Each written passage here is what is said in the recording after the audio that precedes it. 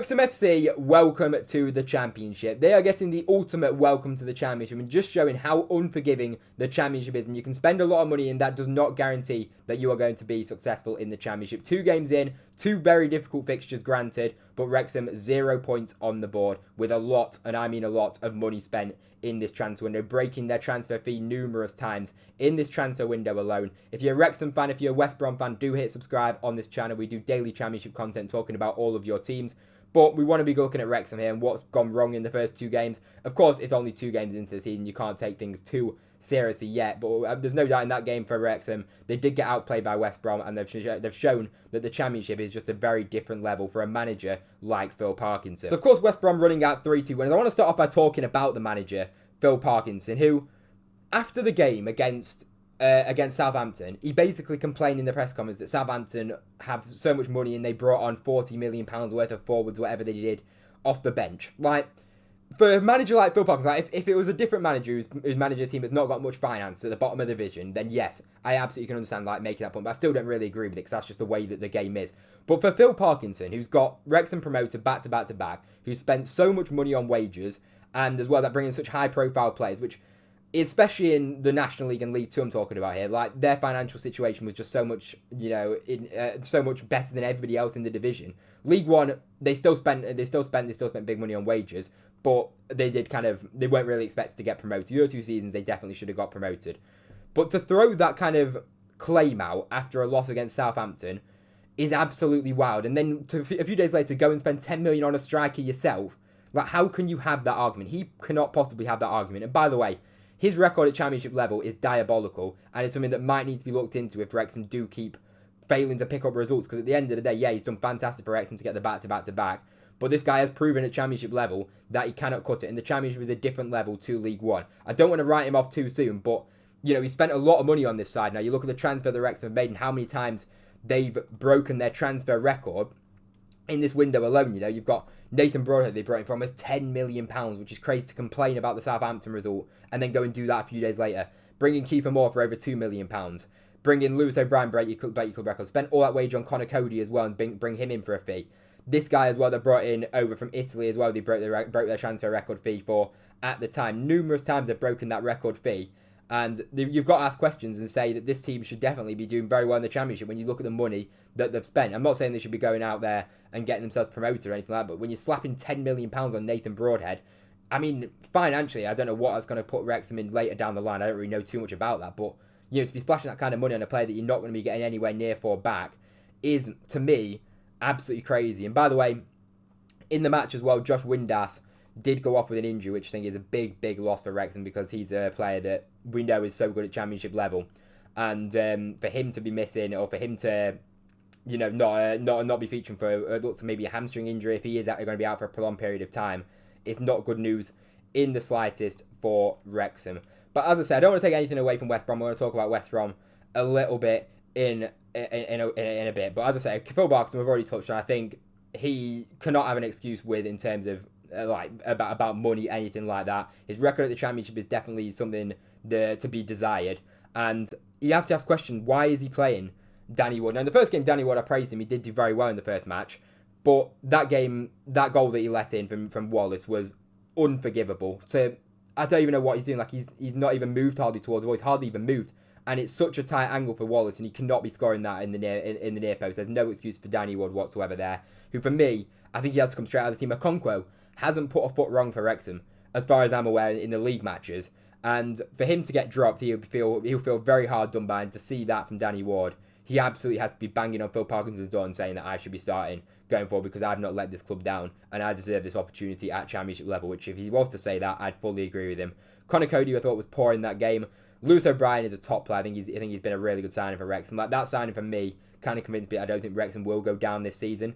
But under Phil Parkinson, as I say, you absolutely can't rule this out right now. I think Kiefer Moore's been a really good addition into that Wrexham side so far. But overall, there's no doubt for me that West Brom completely deserved to win that game. You look at the expected goals, and as well as that, I do think the scoreline flattered Wrexham in the end. Of course, he got that goal at the end with Sam Smith, but I do think the scoreline flattered Wrexham in the end. And as I say, West Brom ran out very much deserved winners in my opinion. So I was really impressed with West Brom. And as I say, I don't want to take anything away from them because West Brom are now currently sat top of the league at the time of recording this video and have been pretty impressive so far. And more in particular, Isaac Price, I've spoken about him numerous times in my players to watch video. This guy is one to watch this season. He was very, well, he came in for West Brom halfway through last season. He was decent. He's been really good for Northern Ireland and scored goals. If he could have just added goals to his game at West Brom, he's now looks like he's been able to do that in the opening games anyway. 3 goals in the opening 2 matches and looks to be a real threat, kind of making them late runs into the box and picking up really intelligent positions in the box for these crosses and cutbacks.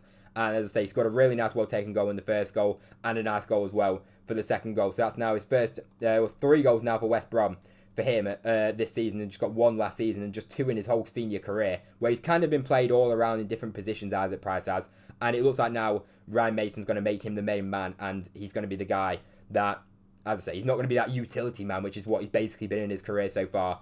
And I think him playing for Northern Ireland and kind of picking up that role for Northern Ireland and scoring a few goals has definitely helped him in West Brom. And Ryan Mason looks to have made him the main man. So I was really impressed with Isaac Price in that game. Tom Fellows as well did very well on the right side for one of the goals as well, for the first goal for Isaac Price as well, and very fast. And we know what you're going to get with Tom Fellows down that right wing, an old school winger, a winger that I absolutely love to be watching.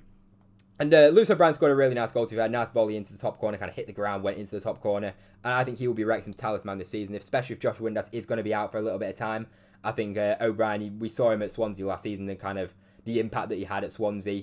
And I'm sure he'll be making that kind of impact to Wrexham. And he already is, as part of that kind of midfield 3 that Wrexham do have. As I say, I like Kiefer Moore as well. I think that's a good signing as well. I think for the way that Wrexham want to play. As I say, I think tactically Wrexham, could Phil Parkinson get found out at Championship level? It's a lot of balls into the box, which for defenders like Nat Phillips, who did kind of make a mistake for the goal, but he can head them balls away all day long. Of course, you've got a physical striker in Kiefer Moore, which is always going to cause teams problems. But is it a little bit too predictable at Championship level? The Championship defenders, of course, are a big step up in terms of most of the teams that you're playing against in League One. But as I say, you can't be too critical of Wrexham, because in the opening 2 matches, they have played very difficult games. You played against Southampton, where Southampton struggled to break Wrexham down. Wrexham, I know they could have got a couple more goals in that game. They definitely had the chances to.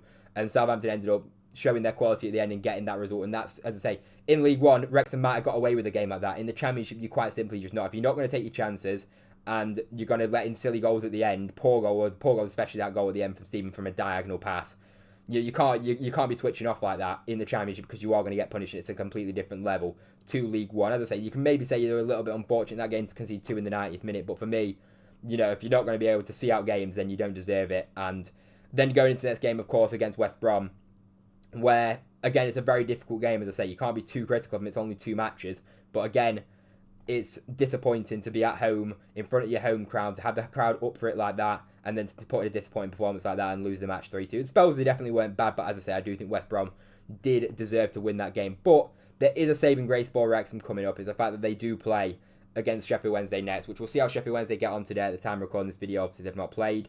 But it'll be interesting to see how Wednesday get on today against Stoke at home. But you'd have to say, at the racecourse, against the Sheffield Wednesday team, which obviously we know the situation that they're in, it's a diabolical situation. As far as Phil Parkinson goes and Wrexham goes, this is like a gimme game. This is the perfect game that you can get for Sheffield Wednesday, at home, is as good as it gets. So for me, Wrexham have to be getting 3 points in that game. If they don't get 3 points in that game, I would be a little bit concerned.